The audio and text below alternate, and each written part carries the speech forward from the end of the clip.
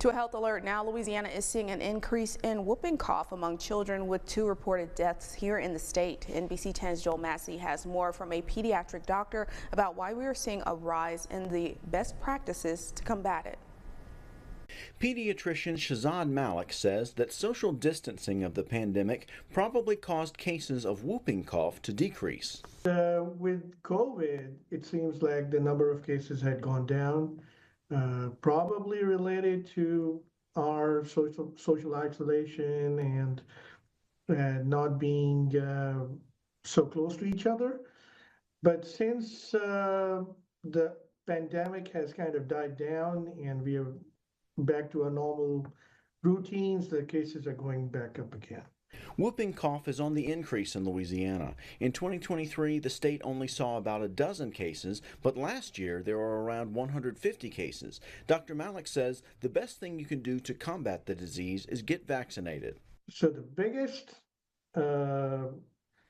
intervention or factor that's going to help our children is for us to get vaccinated. Especially if we have really young children in our households, are we going to be around really young children? The process by which adults get protected from whooping cough and thereby protect their children has a specific name. What we call is cocooning. So it's you're creating a cocoon around the baby. You're protecting the baby by protecting yourself. Dr. Malik says that at the end of the day, it's all about protecting our children from the disease. We all care about our children.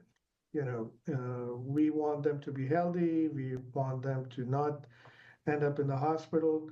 And I can tell you that I have seen cases of pertussis in my practice here. It's not